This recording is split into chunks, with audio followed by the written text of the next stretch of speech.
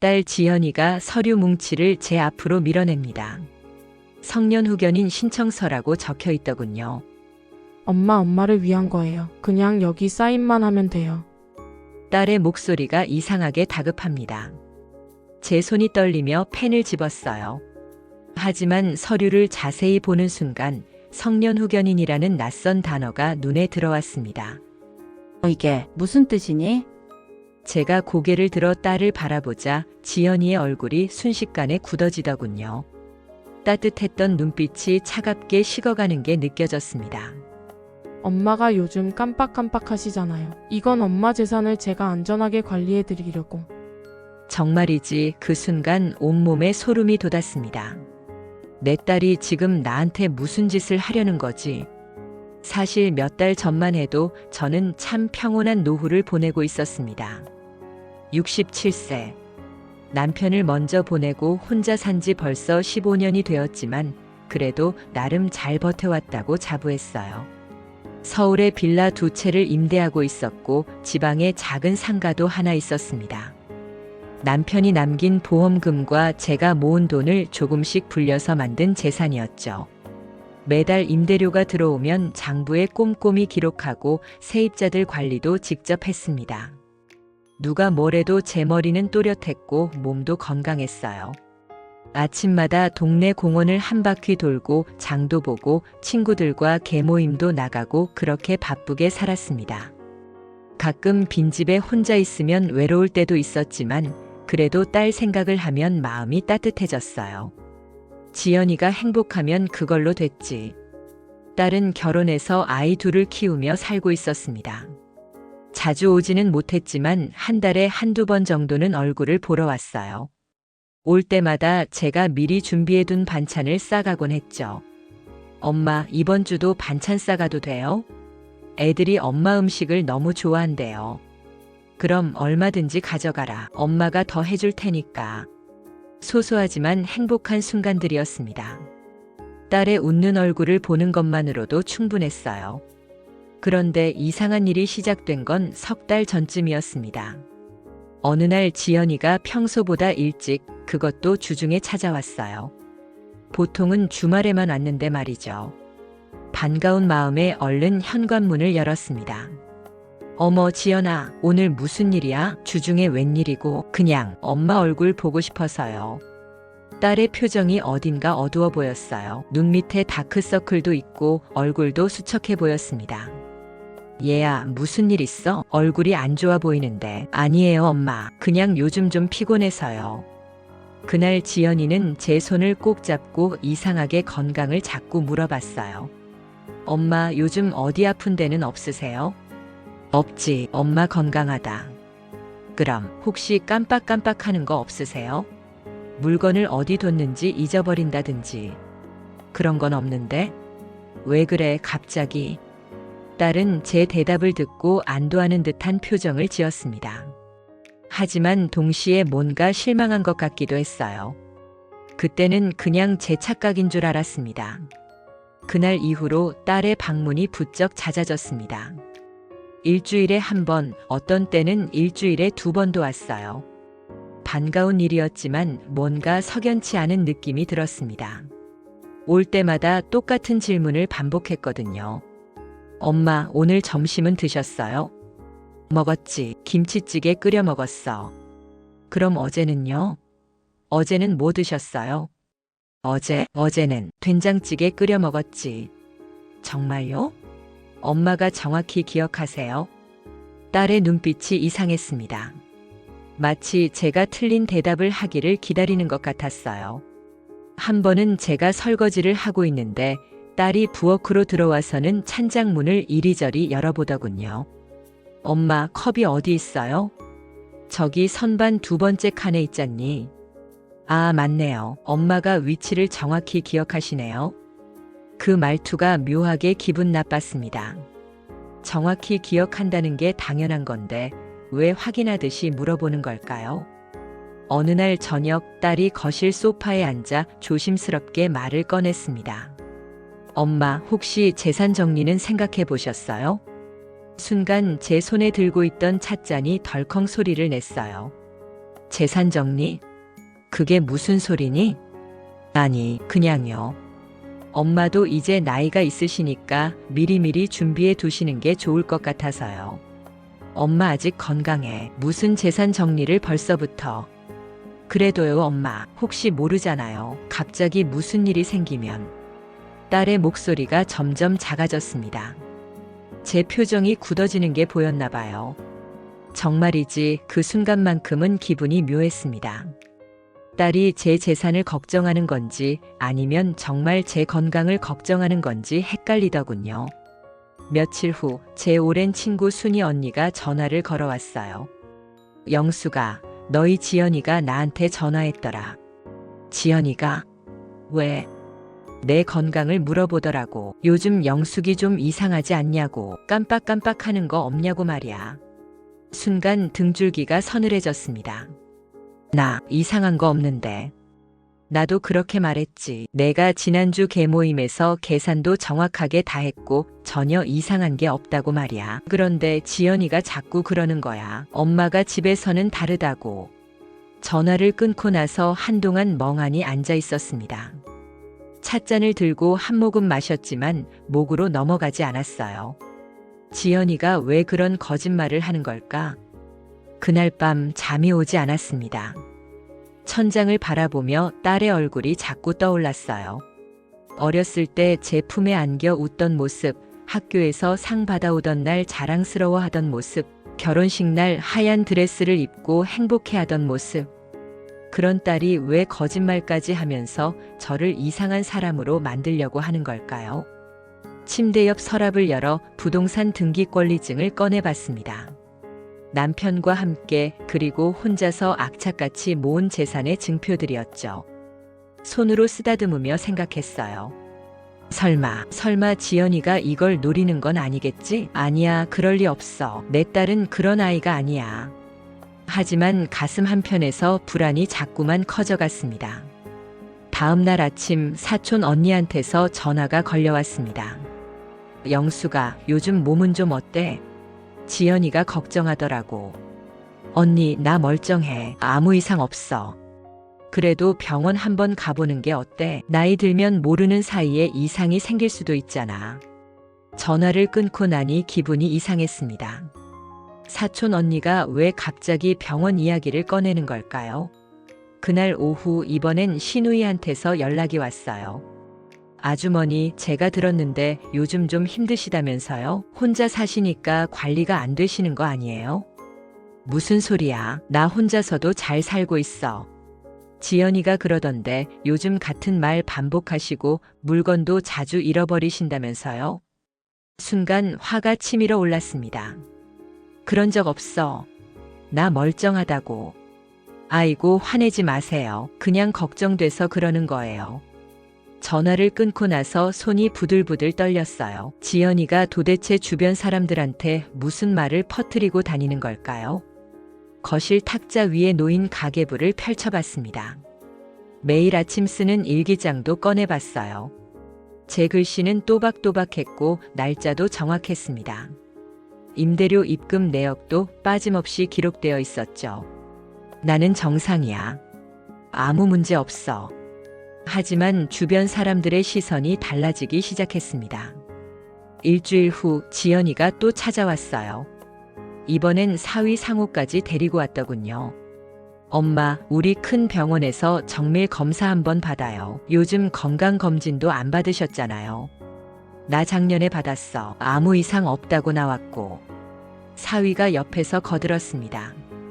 어머님, 그래도 한 번 더 받아보시는 게 좋을 것 같아요. 요즘 치매 검사도 같이 하던데. 치매 검사, 그 말이 제 가슴에 비수처럼 꽂혔어요. 난 치매 아니야. 목소리가 커졌습니다. 지연이가 깜짝 놀란 표정으로 저를 바라봤어요. 엄마, 왜 그러세요? 우리가 엄마 걱정해서 그러는 건데. 걱정은 무슨. 너희가 지금 나를 미친 사람 만들려고 하는 거 아니야? 순간 거실이 조용해졌습니다. 지연이의 눈에 눈물이 고였어요. 엄마가 이렇게까지 화를 내시는 걸 보니까 정말 걱정돼요. 예전에는 이러지 않으셨는데. 딸의 눈물을 보자 제 마음도 흔들렸습니다. 혹시 정말 제가 이상한 걸까? 제가 너무 예민하게 구는 걸까? 아니야, 아니야. 나는 멀쩡해. 하지만 그날 밤 거울 앞에 서서 한참을 제 얼굴을 들여다봤습니다. 주름진 얼굴, 희끗희끗한 머리카락. 67세의 노인이 거기 있었어요. 혹시 내가 모르는 사이에 정말 뭔가 달라진 걸까? 누워서도 잠이 오지 않았습니다. 천장을 바라보며 지난 몇 달을 되짚어 봤어요. 깜빡한 일이 있었나? 같은 말을 반복한 적이 있었나? 아무리 생각해도 그런 일은 없었습니다. 오히려 요즘 더 꼼꼼하게 기록하고 관리하고 있었거든요. 그런데 왜 모두가 절 이상하게 보는 걸까요? 며칠 후 동네 슈퍼에 장을 보러 갔을 때였습니다. 평소 친하게 지내던 슈퍼 아주머니가 저를 보더니 조심스럽게 말했어요. 영숙 씨, 요즘 괜찮으세요? 제가 들으니까 건강이 안 좋으시다던데. 나 건강해요. 누가 그래요? 아, 그냥 소문이. 동네에서 다들 걱정하더라고요. 제가 치매에 걸렸다는 소문이 동네에 퍼진 겁니다. 장바구니를 들고 집으로 돌아오는 길 다리에 힘이 풀렸어요. 현관문을 열고 들어와 주저앉았습니다. 왜 이러는 거야? 눈물이 났습니다. 억울하고 화나고 서러웠어요. 제가 무슨 잘못을 했다고 이런 소문에 시달려야 하는 걸까요? 그날 저녁 지연이한테서 문자가 왔습니다. 엄마, 내일 병원 예약 잡았어요. 꼭 가셔야 해요. 제 손가락이 떨렸습니다. 답장을 쓰려다 지웠다가 다시 쓰려다 지웠어요. 결국 아무 대답도 하지 않았습니다. 다음 날 아침 지연이가 전화를 걸어왔어요. 엄마, 왜 문자 답장 안 하세요? 오늘 병원 가야 한다니까요. 난 안 가. 엄마, 난 아무 문제 없어. 병원 갈 이유가 없다고. 전화를 끊어버렸습니다. 하지만 손은 계속 떨렸어요. 점심때쯤 초인종이 울렸습니다. 지연이었어요. 혼자가 아니라 사위와 함께 왔더군요. 문을 열자마자 딸이 제 팔을 잡았습니다. 엄마 가요. 병원 가서 검사만 받으면 돼요. 그럼 우리도 안심할 수 있잖아요. 난 안 간다니까. 팔을 뿌리쳤습니다. 사위가 난처한 표정으로 저를 바라봤어요. 어머님 계속 이러시면 저희도 어쩔 수 없어요. 그 말투에서 묘한 위협이 느껴졌습니다. 엄마가 계속 거부하시면 우리가 다른 방법을 찾을 수밖에 없어요. 다른 방법? 그게 무슨 뜻인지 그때는 몰랐습니다.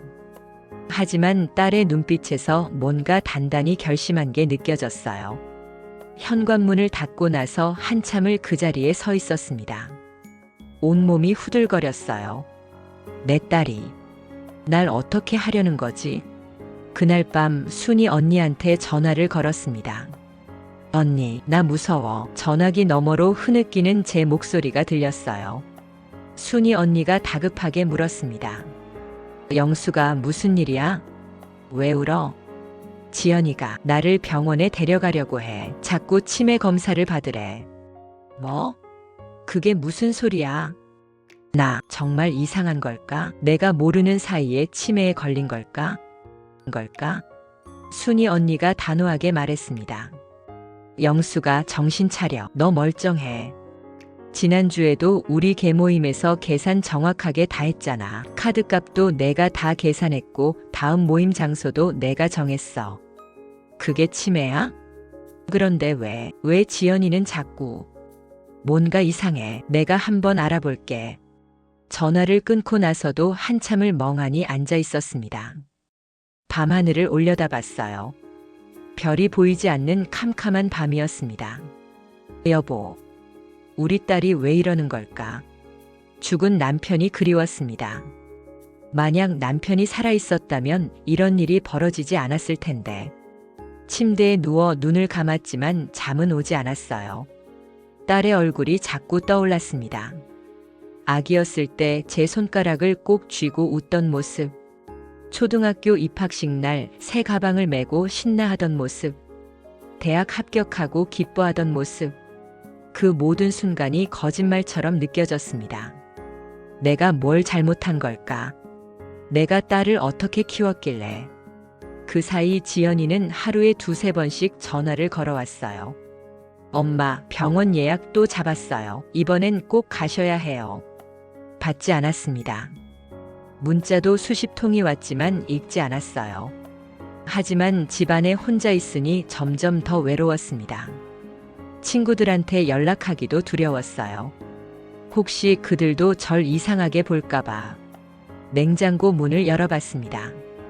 반찬이 거의 다 떨어졌더군요. 장을 봐야 하는데 밖에 나가기가 싫었어요. 동네 사람들 시선이 무서웠습니다. 치매 걸린 할머니가 혼자 돌아다닌다는 소문이 더 퍼졌을지도 모른다는 생각에 발이 떨어지지 않았어요. 결국 배달 앱으로 식재료를 주문했습니다. 67년을 살면서 배달 앱을 쓴 건 처음이었어요.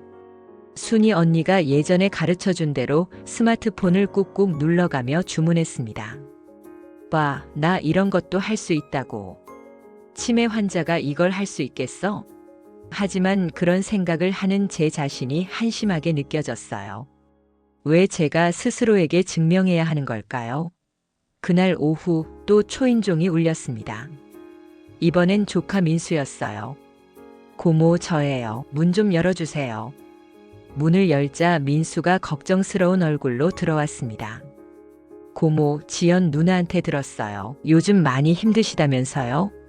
민수야, 고모는 괜찮아. 그래도 병원은 한번 가보시는 게 좋을 것 같은데요. 누나가 그러는데 고모가 요즘 같은 말 반복하신다면서요? 또 같은 말이었습니다. 지연이가 친척들한테 다 연락한 거예요. 민수야, 고모가 언제 같은 말 반복했어? 내가 직접 본 적 있어? 민수는 잠시 머뭇거리다 고개를 저었습니다. 직접 본 건 아니지만 누나가 그렇게 걱정하는 걸 보면 너희 누나 말만 믿지 말고 고모를 직접 봐. 고모 지금 정상이야. 민수는 난처한 표정으로 저를 바라봤어요. 그 눈빛에서 읽혔습니다. 고모가 자기 상태를 모르시는구나라는 생각. 그게 더 서러웠습니다. 민수가 돌아간 후 거울 앞에 섰어요. 제 얼굴을 찬찬히 들여다봤습니다. 주름진 얼굴, 희끗한 머리, 67세 노인의 얼굴. 하지만 눈빛만큼은 또렷했어요. 나는 정상이야. 거울 속 제 얼굴에 대고 말했습니다. 하지만 목소리가 떨렸어요. 그날 밤 잠들기 전 서랍을 열어 통장들을 꺼내봤습니다. 빌라 임대 계약서, 상가 계약서, 적금 통장, 예금 통장. 평생 모은 재산이었습니다. 남편과 함께 그리고 혼자서 악착같이 모은 돈들. 지연이가 설마 이걸 노리는 건 아니겠지? 아니야, 그럴 리 없어. 내 딸은 그런 아이가 아니야. 하지만 가슴 한편에서 불안이 자꾸만 커졌습니다. 다음 날 새벽 순이 언니한테서 전화가 왔어요. 영수가, 너 지금 혼자야? 응. 나 지금 갈게. 중요한 얘기가 있어. 1시간 후 순이 언니가 숨을 헐떡이며 제 집에 도착했습니다. 얼굴이 불그락푸르락했어요. 영수가, 큰일이야. 무슨 일인데? 순이 언니가 제 손을 꼭 잡았습니다. 나 어제 우연히 너희 사위를 봤어. 동네 부동산에서. 부동산? 응. 궁금해서 부동산 아저씨한테 물어봤더니 너희 빌라 시세를 알아보러 왔었대. 순간 머리가 하얘졌습니다. 그게 무슨 소리야?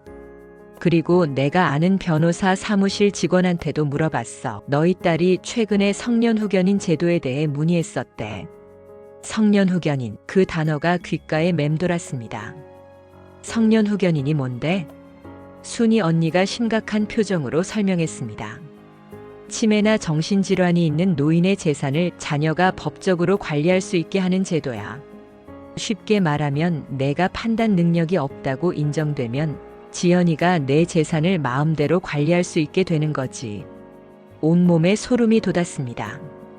그럼 지연이가, 영수가, 내 딸이 지금 널 치매 환자로 만들려고 하는 거야. 그래야 내 재산을 가져갈 수 있으니까. 그 순간 모든 퍼즐이 맞춰졌습니다. 왜 자꾸 병원에 가라고 했는지, 왜 주변 사람들한테 제가 이상하다고 소문을 낸 건지, 왜 같은 질문을 반복하며 제가 틀린 대답을 하기를 기다렸는지, 모두 계획된 일이었던 겁니다.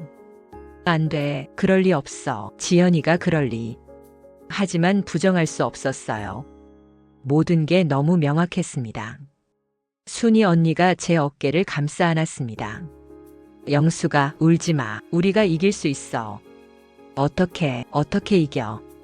일단 내가 정상이라는 걸 증명해야 해. 제대로 된 병원에서 검사를 받는 거야. 지연이가 데려가는 병원 말고 우리가 직접 찾은 대학병원에서. 들었습니다. 순이 언니의 얼굴이 눈물에 번져 보였어요. 언니, 영수가 내 딸이 널 배신했어. 이제 싸워야 해. 내 존엄을 지켜야 한다고. 그날 저는 결심했습니다. 더 이상 당하고만 있지 않겠다고. 제가 정상이라는 걸 증명하겠다고. 그리고 딸이 왜 이런 짓을 하는지 끝까지 알아내겠다고. 하지만 가슴 한편이 너무 아팠습니다. 제 자식이 제가 목숨처럼 사랑한 딸이 절 이렇게 배신했다는 사실이. 그날 밤 딸의 어린 시절 사진을 꺼내봤어요. 제 품에 안겨 웃고 있는 3살배기 지연이. 지연아, 엄마가 뭘 잘못했니? 엄마가 널 어떻게 키웠길래?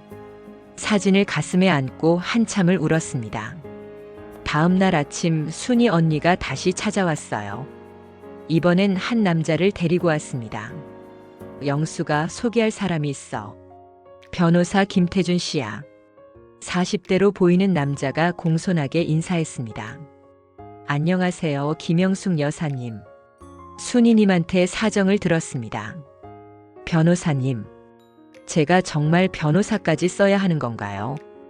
목소리가 떨렸어요. 변호사. 그 단어만으로도 일이 얼마나 심각한지 실감이 났습니다. 김 변호사가 조심스럽게 말했습니다. 여사님, 따님이 성년후견인 제도를 알아보고 있다는 건 매우 심각한 상황입니다. 이건 단순한 가족 갈등이 아니라 법적 문제예요. 법적 문제. 네.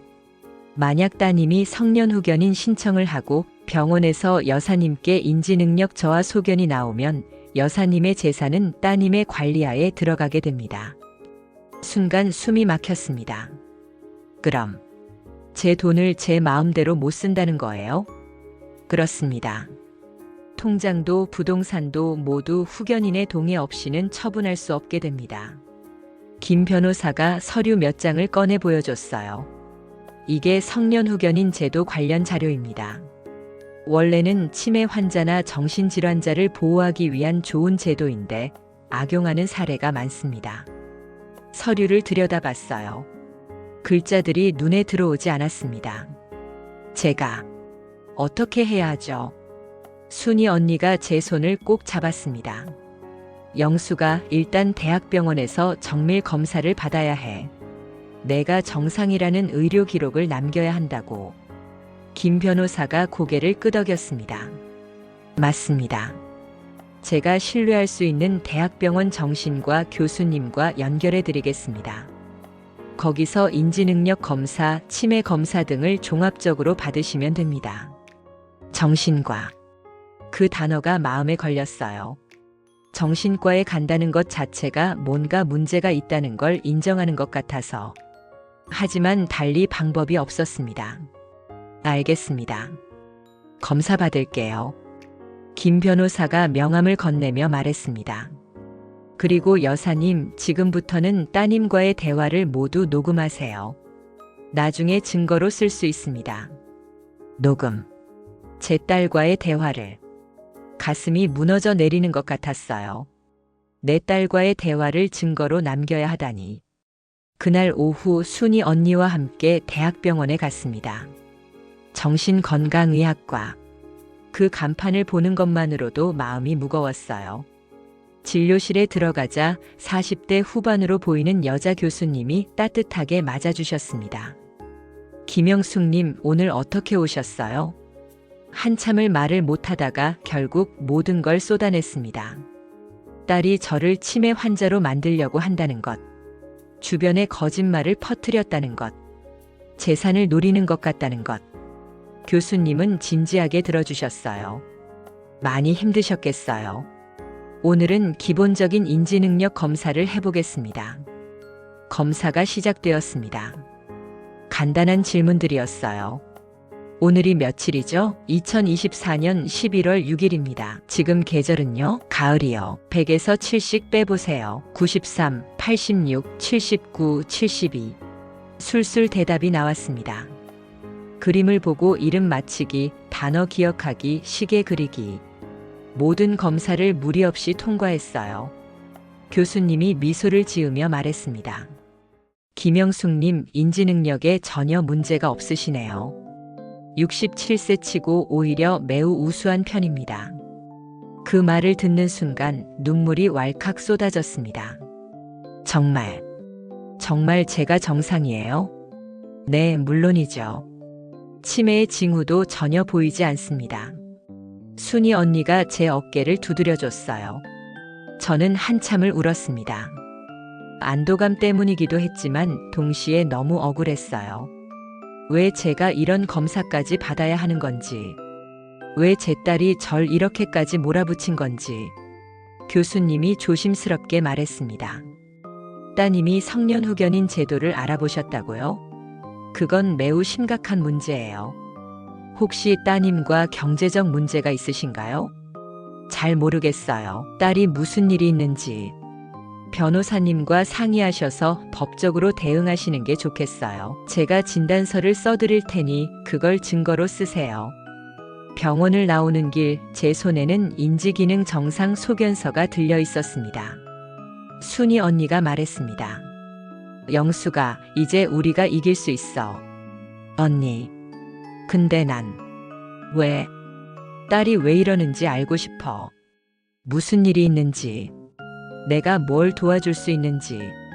순이 언니가 한숨을 쉬었습니다. 영수가, 내 딸은 지금 널 배신하고 있어. 그런데도 넌 아직도. 그래도 내 딸이잖아. 목이 메었습니다. 아무리 배신을 당해도 그래도 제 딸이었어요. 그날 밤 지연이한테서 또 전화가 왔습니다. 이번엔 받아봤어요. 엄마, 왜 연락 안 받으세요? 걱정되게. 지연아, 네, 엄마. 할 말이 많았습니다. 왜 거짓말을 퍼뜨렸는지, 왜 성년후견인을 알아봤는지, 왜 엄마를 이렇게 대하는지. 하지만 입에서 나온 말은 달랐어요. 너 요즘 힘든 일 있니?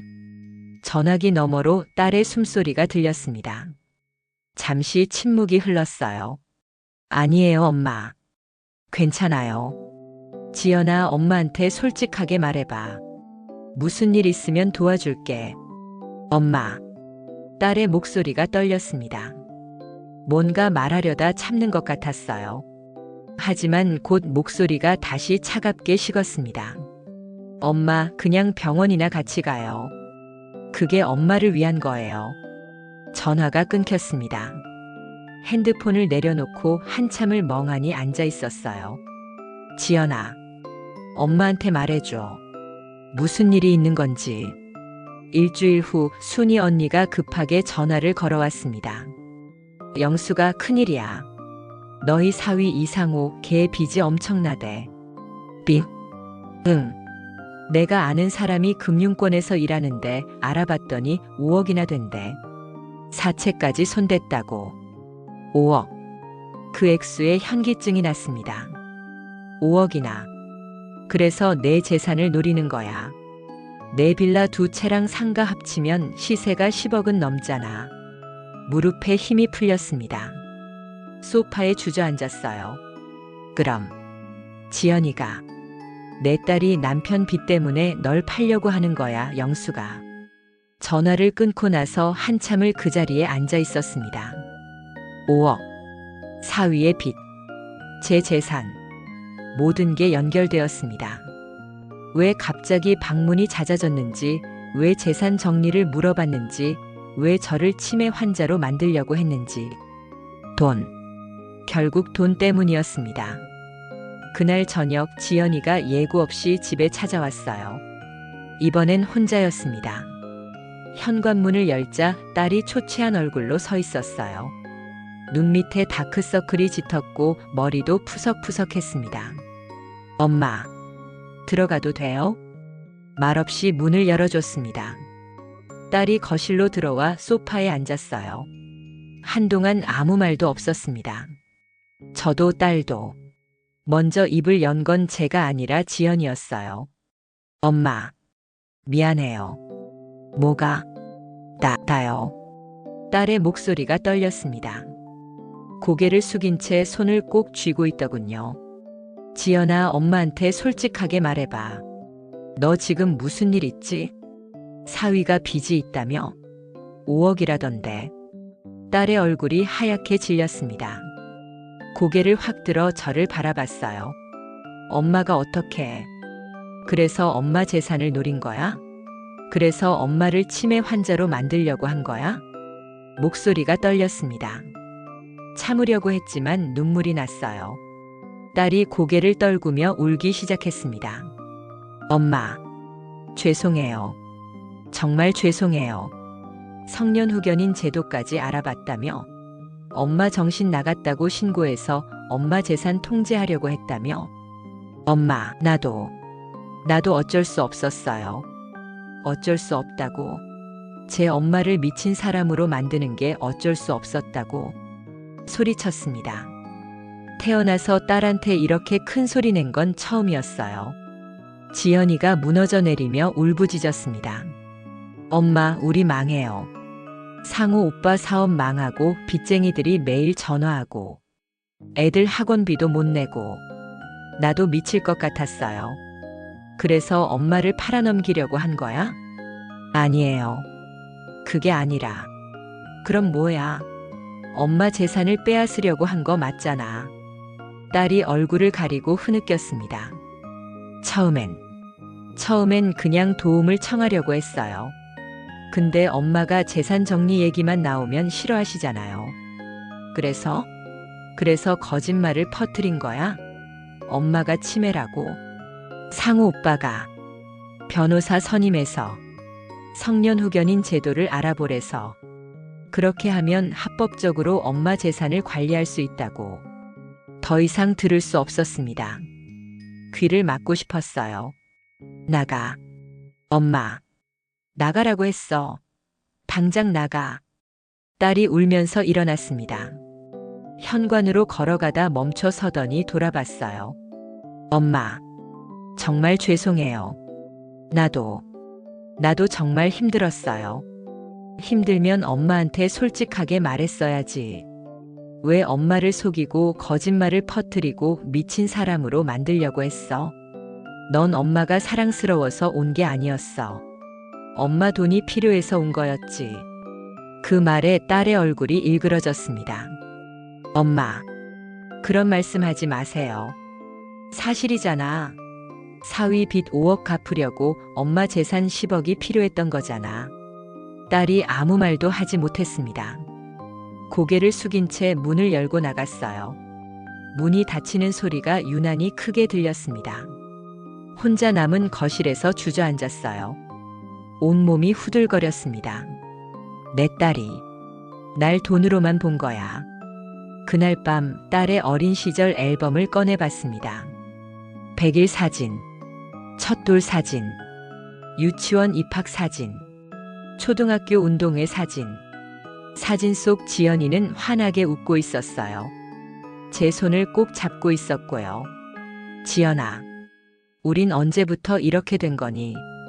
사진을 쓰다듬으며 한참을 울었습니다. 다음 날 김 변호사한테서 연락이 왔어요. 여사님 따님 명의로 법무사 사무실에 성년 후견인 신청 상담 예약이 잡혀 있습니다. 언제요? 이번 주 금요일입니다. 여사님을 동행시켜서 서류에 사인받을 계획인 것 같습니다. 손이 떨렸습니다. 그럼 저는 어떻게 해야 하죠? 절대 그 자리에 가시면 안 됩니다. 그리고 어떤 서류에도 사인하시면 안 돼요. 알겠습니다. 김 변호사가 덧붙였습니다. 그리고 여사님, 이제 법적 대응을 준비하셔야 합니다. 법적 대응. 재산 편취 미수죄로 고소할 수 있습니다. 지금까지 모은 증거들이 충분합니다. 고소. 제 딸을. 말이 나오지 않았어요. 제 딸을 고소한다니. 하지만 이대로 당할 수만은 없었습니다. 알겠습니다. 준비하겠습니다. 전화를 끊고 창밖을 바라봤어요. 가을 하늘이 유난히 높아 보였습니다. 지연아, 엄마가 왜 이렇게까지 해야 하니? 금요일 아침 지연이한테서 문자가 왔습니다. 엄마, 오늘 오후 2시에 법무사 사무실 가요. 중요한 서류 작성해야 해요. 제가 모시러 갈게요. 손이 떨렸습니다. 김 변호사가 말한 그날이었어요. 즉시 순이 언니한테 전화를 걸었습니다. 영수가 절대 가면 안 돼. 오늘 내가 너희 집에 있을게. 고마워, 언니. 오후 1시쯤 지연이가 사위와 함께 찾아왔어요. 초인종을 계속 눌렀습니다. 엄마, 문 열어주세요. 문을 열지 않았습니다. 하지만 딸은 포기하지 않았어요. 엄마, 저 지연이에요. 오늘 꼭 서류 작성해야 한다니까요. 한참 후 문 두드리는 소리가 멈췄습니다. 조용해졌어요. 안도의 한숨을 쉬려는데 갑자기 현관문이 열렸습니다. 지연이가 비밀번호를 알고 있었던 겁니다. 제가 예전에 가르쳐줬던 번호로. 엄마, 깜짝 놀라 뒤로 물러섰습니다. 지연이와 사위 상우가 집 안으로 들어왔어요. 너희, 어떻게? 엄마, 왜 문을 안 열어주세요? 약속 시간 다 됐어요. 난 안 가. 어떤 서류에도 사인 안 해. 상우가 다가왔습니다. 손에 서류 봉투를 들고 있었어요. 어머님, 이건 어머님을 위한 겁니다. 어머님 혼자서는 재산 관리가 힘드시잖아요. 난 혼자서도 잘해. 15년 동안 혼자 관리했어. 지연이가 제 팔을 잡았습니다. 엄마, 이제 힘드시잖아요. 우리가 도와드릴게요. 손 놔. 팔을 뿌리쳤습니다. 지연이가 비틀거렸어요. 그때 순이 언니가 거실에서 나타났습니다. 지연아, 내 엄마 놔둬. 지연이와 상우가 깜짝 놀란 표정으로 순이 언니를 바라봤어요. 순이 이모, 너희들 지금 뭐 하는 거니? 성년 후견인 신청하려고. 너희 엄마를 치매 환자로 만들려고. 지연이의 얼굴이 하얗게 질렸습니다. 그게 아니라. 순이 언니가 서류를 보여줬어요. 이게 뭔 줄 아니? 내 엄마 대학병원 진단서야. 인지능력 정상. 치매 없음. 67세 치고 오히려 우수한 인지능력. 상우의 얼굴이 굳었습니다. 그럼 지금까지 내 장모님은 멀쩡하셔. 너희가 거짓말로 치매 환자로 만들려고 한 거지. 지연이가 무릎을 꿇었습니다. 엄마, 정말 죄송해요. 나도 어쩔 수 없었어요. 어쩔 수 없다는 게 뭐야. 엄마를 속이고 거짓말 퍼뜨리고 재산 빼앗으려던 게 어쩔 수 없었다고. 목이 터져라 소리쳤습니다. 태어나서 이렇게 큰 소리를 낸 적이 없었어요. 상우가 지연이를 일으켰습니다. 여보, 우리 가자. 이미 틀렸어. 오빠. 두 사람이 현관으로 걸어갔어요. 문을 열기 전 지연이가 돌아봤습니다. 엄마, 정말 죄송해요. 나가. 문이 닫혔습니다. 다리에 힘이 풀려 주저앉았어요. 순이 언니가 제 어깨를 감싸 안았습니다. 영수가 울지 마. 언니, 내 딸이 날 이렇게까지. 온몸이 떨렸습니다. 분노인지 슬픔인지 알 수 없었어요. 그날 밤 혼자 남은 집에서 딸의 방에 들어갔습니다. 결혼 전 지연이가 쓰던 방. 책상, 침대, 옷장. 모두 그대로였어요. 책상 서랍을 열어봤습니다. 딸이 어렸을 때 쓴 편지들이 있었어요. 엄마 사랑해요. 엄마가 세상에서 제일 좋아요. 초등학교 2학년 때 쓴 편지였습니다.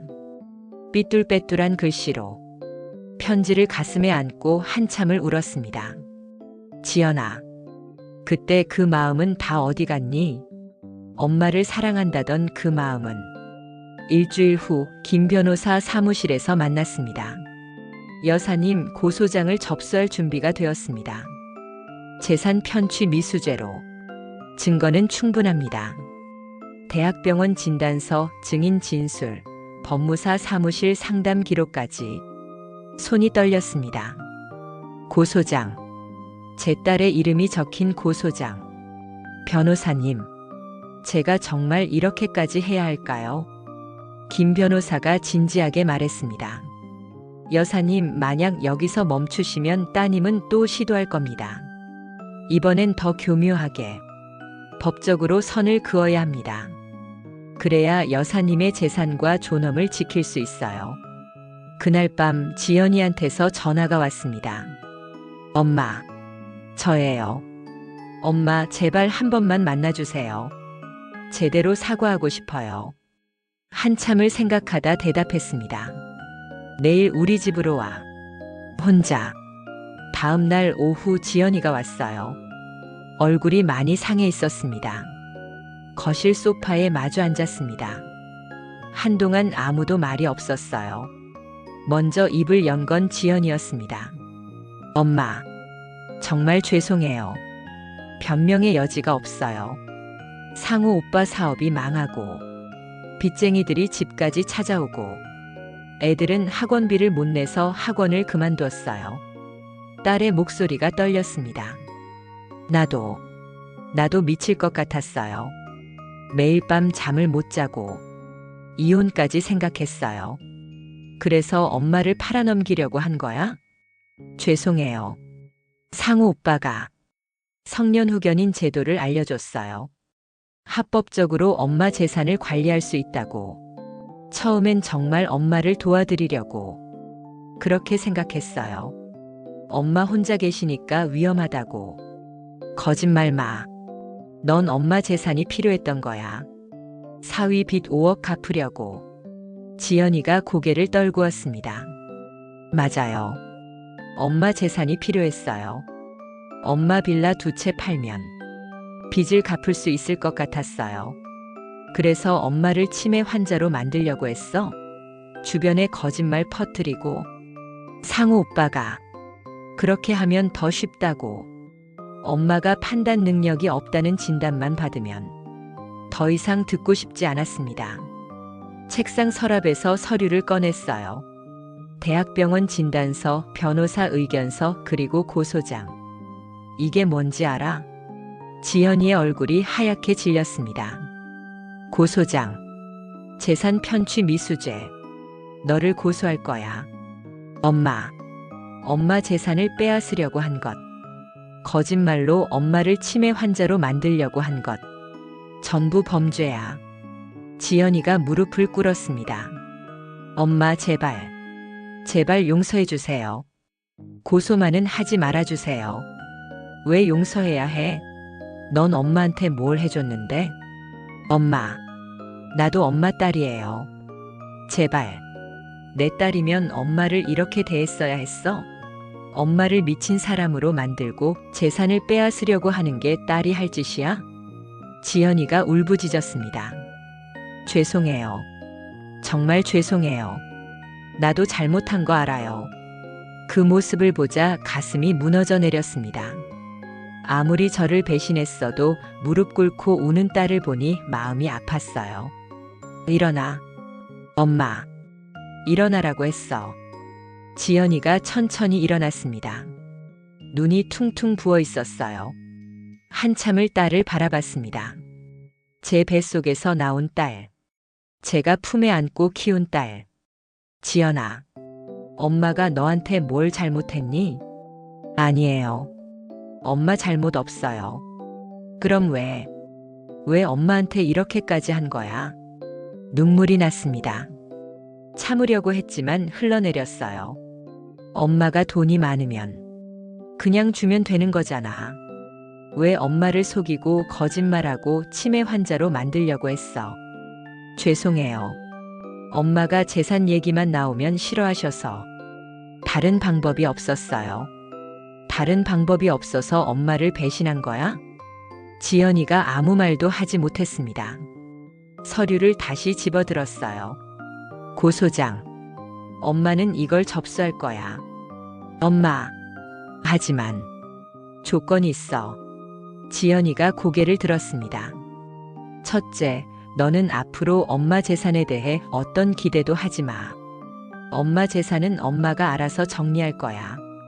알겠어요. 둘째, 사위랑 빚 문제는 너희끼리 해결해. 엄마한테 손 벌리지 마. 셋째, 한 달에 한 번. 그것도 엄마가 부를 때만 와. 내가 먼저 오지 마. 지연이가 고개를 끄덕였습니다. 그리고 마지막, 딸을 똑바로 바라봤어요. 엄마를 다시는 돈으로 보지 마. 엄마도 사람이야. 내 엄마야. 지연이가 울먹이며 대답했습니다. 알겠어요. 엄마. 엄마. 가라고 했어. 지연이가 떨리는 발걸음으로 문을 향해 걸어갔습니다. 문 앞에서 멈춰 서더니 돌아봤어요. 엄마. 정말 죄송해요. 대답하지 않았습니다. 지연이가 문을 열고 나갔어요. 혼자 남은 거실에서 주저앉았습니다. 고 소장을 내려다봤어요. 제 딸의 이름이 적힌 고 소장. 결국 찢어버렸습니다. 지연아, 엄마는 너를 고소할 수가 없어. 고 소장을 찢은 다음 날 김 변호사한테 전화를 걸었습니다. 변호사님, 고소는 안 할게요. 여사님, 그럼 따님이 또. 알아요. 하지만 제 딸을 고소할 순 없어요. 대신 다른 걸 하고 싶어요. 다른 것이요? 유언장 작성이요. 그리고 재산 정리. 일주일 후 변호사 사무실에서 유언장을 작성했습니다. 빌라 한 채는 노인 인권단체에 기부. 다른 한 채는 제가 살다가 나중에 사회에 환원. 상가 임대료는 매달 제 생활비로. 남은 예금은 손주들 교육비 명목으로. 지연이 명의로 남기는 건 최소한의 생활비뿐이었습니다. 유언장에 사인하며 생각했어요. 지연아, 이게 엄마가 너한테 줄 수 있는 마지막 사랑이야. 돈을 주는 게 아니라 내가 스스로 일어서게 하는 거. 한 달이 지났습니다. 그동안 지연이한테서 연락은 없었어요. 어느 일요일 오후 초인종이 울렸습니다. 지연이었어요.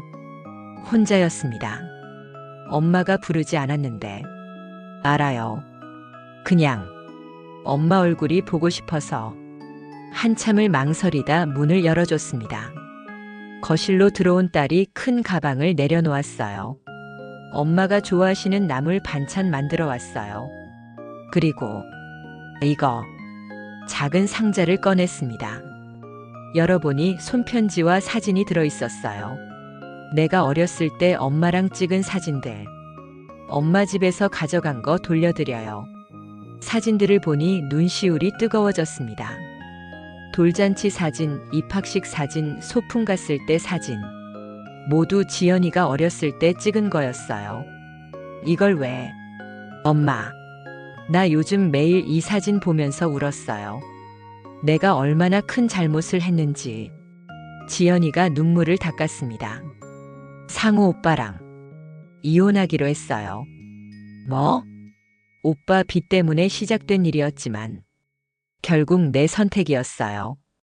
오빠가 아무리 그래도 엄마한테 그렇게까지 하지 말았어야 했는데. 딸의 목소리가 떨렸습니다.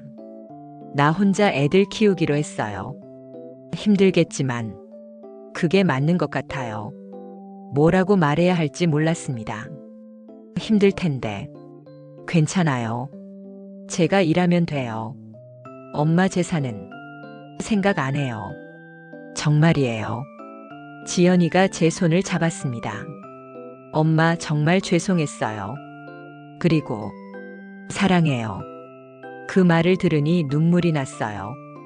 참으려고 했지만 흘러내렸습니다. 지연아, 엄마 울지 마세요.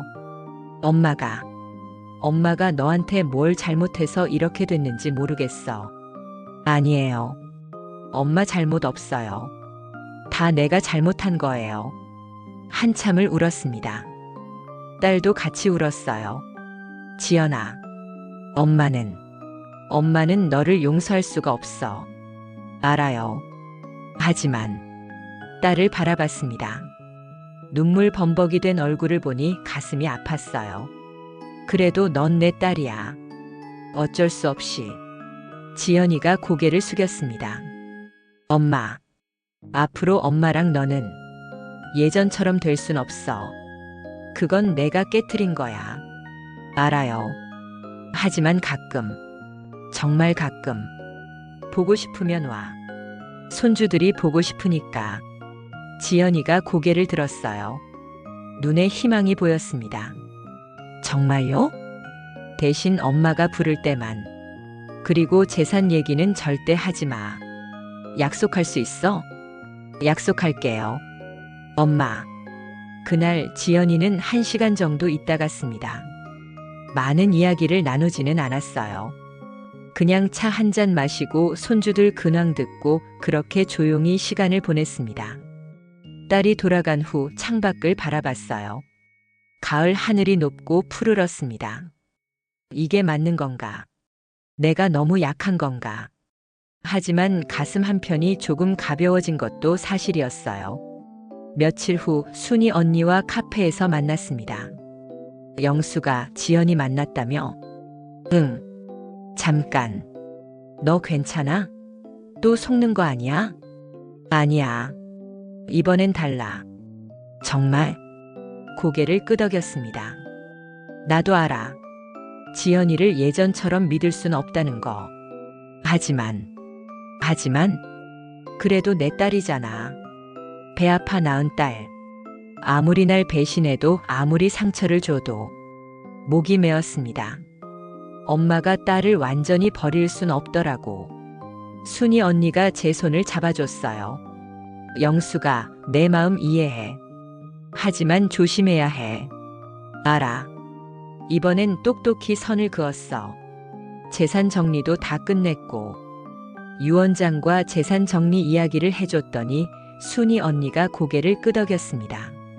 잘했어. 그게 내 존엄을 지키는 거야. 응. 한 달 후 노인 인권 강연회가 있었습니다. 순이 언니가 저를 데려갔어요. 강연장에는 비슷한 나이의 어르신들이 많았습니다. 강사가 성년 후견인 제도 악용 사례를 설명하는데 제 이야기 같았어요. 강연이 끝나고 질의응답 시간에 용기를 내서 손을 들었습니다. 질문이 아니라 제 경험을 나누고 싶은데요. 마이크를 잡고 떨리는 목소리로 말했습니다. 저는 67세 김영숙이라고 합니다. 제 딸이 저를 치매 환자로 만들려고 했습니다. 재산 때문이었어요. 강연장이 조용해졌습니다. 모두가 저를 바라봤어요.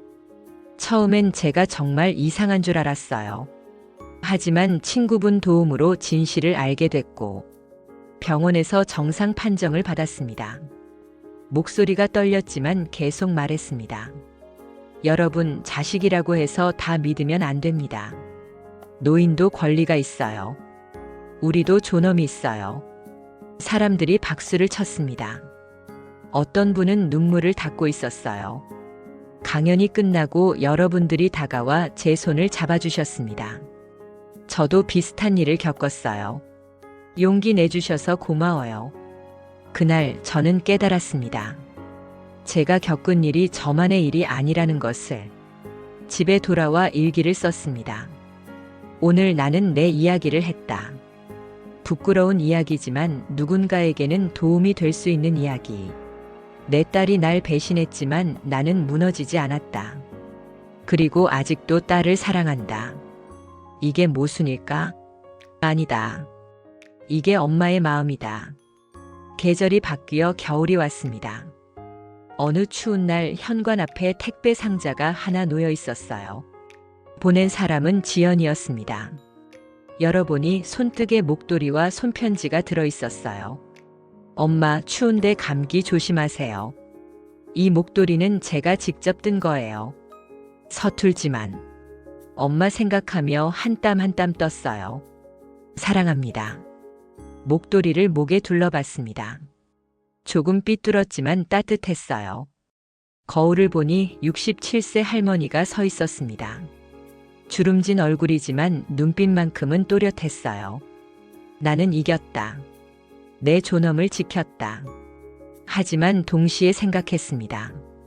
하지만 나는 아직도 엄마다. 딸을 원망하면서도 사랑하는 어쩔 수 없는 엄마. 창밖에 눈이 내리기 시작했습니다. 첫눈이었어요. 핸드폰을 들어 지연이한테 문자를 보냈습니다. 목도리 잘 받았다. 따뜻하다. 고맙다. 잠시 후 답장이 왔습니다. 엄마 사랑해요. 추워요. 건강 조심하세요. 문자를 보며 눈물이 났습니다. 지연아, 엄마는 너를 용서할 순 없어. 하지만 사랑하지 않을 수도 없어. 이게 엄마의 아픔이고 동시에 엄마의 사랑이야. 밖은 추웠지만 가슴 한편이 따뜻했습니다. 67세. 재산의 절반은 사회에 환원하기로 했고 딸과는 거리를 뒀지만 저는 제 존엄을 지켰습니다. 그리고 이제 남은 인생은 저를 위해 살 겁니다. 더 이상 누군가의 눈치를 보지 않고 돈 때문에 저를 찾아오는 사람에게 마음 쓰지 않고. 하지만 가끔, 정말 가끔은 딸이 진심으로 저를 보러 오기를 기다리겠습니다. 왜냐하면 그래도 제 딸이니까. 여러분, 오늘 이야기는 어떠셨나요? 괜찮으셨다면 구독과 좋아요, 알림 설정 꼭 눌러주세요.